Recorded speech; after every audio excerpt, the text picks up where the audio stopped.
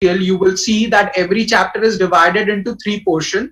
So there will be a bit of theory about the things, then there is solved example about the things, and then there is a practice set which is given in the box, whose solutions are also given at the end of the chapter.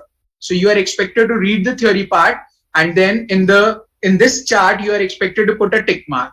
Then read the solved example or solve the solved example, put a tick mark, and then you need to do the question from the practice set, and once done, you will be putting a tick mark. Now this tick mark makes you realize the fact that you are done with the pre-session work of a particular concept.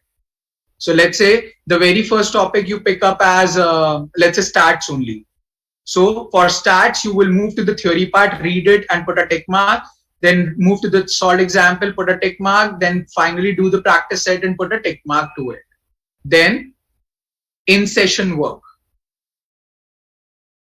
Now you must have noticed whenever we do a particular concept, we basically follow 2 things in that. One is your formula sheet and the other is your handout. The question which I solve or questions which we attempt is from the handouts itself. So you are going to go to the formula sheet, see where the concept of stat relates, whatever points, maybe 5, maybe 10, maybe 20 points related to statistics, you are expected to fill that and then put a tick mark to it that you are done with it, and then try out all the questions from the handout and put a tick mark. Once this is done, you will be thorough enough with the particular concept and you will be able to solve almost 70% of the questions regarding the statistics for sure. And then after that, you will be doing post-session work. Post-session work is basically the Q pages or the concept-wise or topic-wise question which you have in the book. So you will be doing those questions, attempting those questions, and when you are done with that, they are always going to be, if it is small topic, the number of questions will be 12 to 15.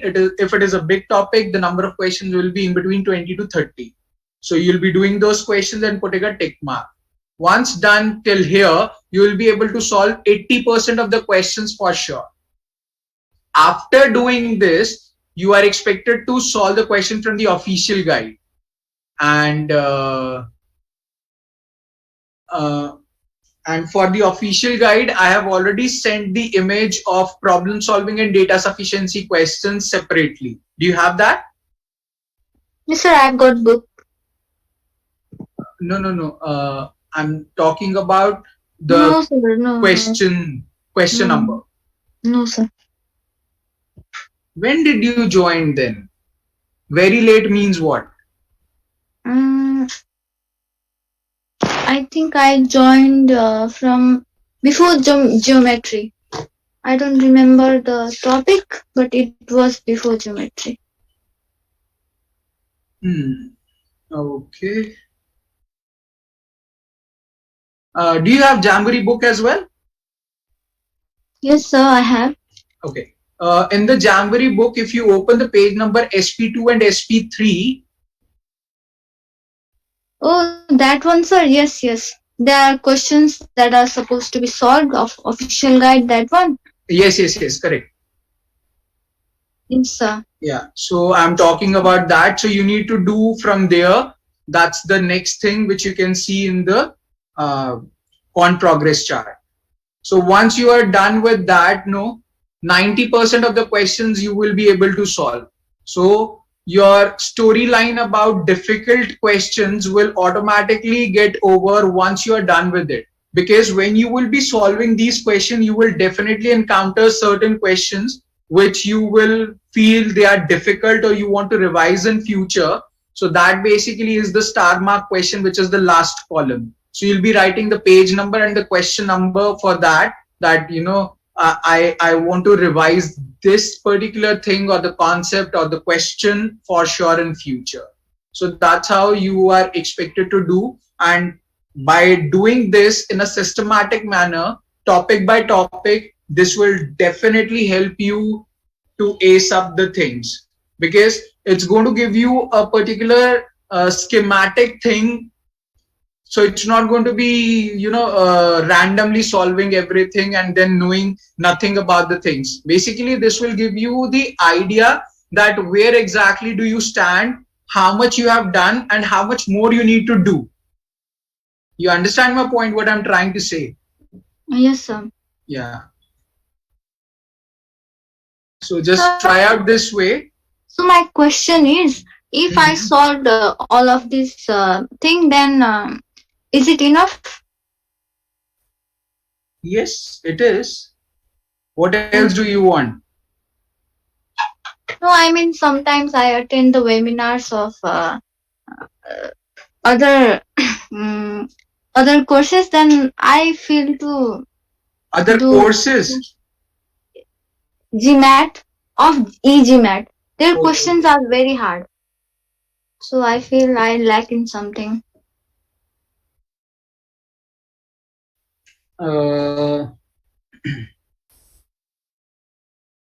Okay. Tell me something. Yes. You want to go for eGMAT or you want to go for GMAT exam? GMAT. Perfect. eGMAT is selling their product on the ground of telling you that you are a fool. And I'm very serious about it because I have also attended their classes. Okay. So basically what their strategy is, they tell you that, you don't know anything and this is what the things are. Okay, let me tell you this way that how GMAT works actually. When you start with the exam, the GMAT actually gives you a very kind of, let's say, if on a scale of 0 to 100, it will give you a kind of 30 level question. I'm just giving an example. It does not work this way actually, but I'm just making you clear about the picture of GMAT. So it will give you a question about a level of 30. Obviously, you will do it correct. And when you'll do it correct, it will give you a question of level 50. If you do this question correct, then it will give you a level 70 question. If by chance, let's say you do this question wrong, it will now test you in between 50 to 70. Let's say 60, a level 60 question. If you do it right, then he will test you in between 60 to 70, not more than 70, because you have already done 70 wrong. So it will test you in between 60 to 70. Now, when you will do this in between 60 to 70, let's say 65 level question right, then it will jump more than 70, let's say 80. And then he will test you on 80 whether you can or you are able to do it or not. So basically, it's the exam which is testing your capability and your capacity only, and it is going to be always within you. So my point of discussion is that GMAT will never give you always a difficult question. It is going to be always based on your knowledge level and your I would say how you deal within those 2 minutes time span during the exam. So do not focus only on the difficult questions, because being a student, I totally understand I should know each and everything. But the point is, if I lack somewhere in between this region, I won't be able to reach that 100 level question at all. So I need to be very confident in this middle region so that once we reach at the level 100, it's okay to do that wrong. I repeat, it's okay to do that maximum or the difficult question wrong. It's okay, but you have no capacity and no leverage to do these questions wrong. So my point is, if you divide the question into easy, medium and hard level, you should be very much comfortable with the easy and the medium level questions at first. For the moment, forget about the hard questions. Once you will be done with the OG at least twice, once you get through with the things from the official guide very clearly, what's the intention, automatically all the hard level questions you will be able to do, I would say not within 2 minutes, but within 3 minutes for sure. So what my point is, focus on easy and medium questions first. Do not worry about hard ones. Hard ones are already hard ones. You got my point? Yes, sir. So don't worry about it. And moreover, we have the, you have GMAT book 2 as well? Yes, sir, I have got that. Yeah. So GMAT book 2 is a collection of all the hard questions. But the point is, out of 31 questions, there will be hardly 2 to 3 questions which will be very hard. And that too is dependent on your performance during the exam. So I would suggest you right now, for next 10-15 days, you should not be worrying about these 2-3 questions. You should be worrying about the rest of the 27 and 28 questions that you need to do right, so that you get those 2-3 difficult questions in the exam. So first of all, focus on these 27-28 questions, and then you can take over with everything. And moreover, when you see or come across with a difficult question, I believe it would be hardly 1 or 2 questions which you will be unable to do. And moreover, you can send me over those questions. We can have a separate doubt clearing sessions for that as well. If you feel like you are unable to do it, I'll definitely help you out. But the point is, it should be about GMAT only. Yes, sir. Okay. Yes, So sir. got Thank some you. confidence? Yes, sir. Yeah. So don't worry. Okay, guys. Anybody else have anything to ask?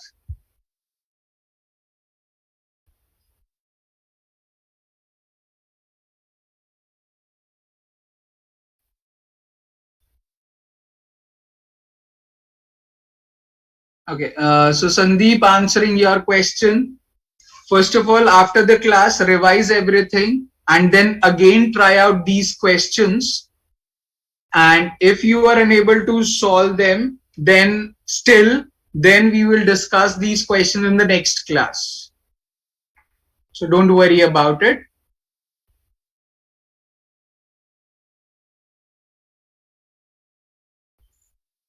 First of all, revise everything, then try and attempt these questions. You'll be definitely able to do it. If not, then it's okay. You just let me know. We'll discuss.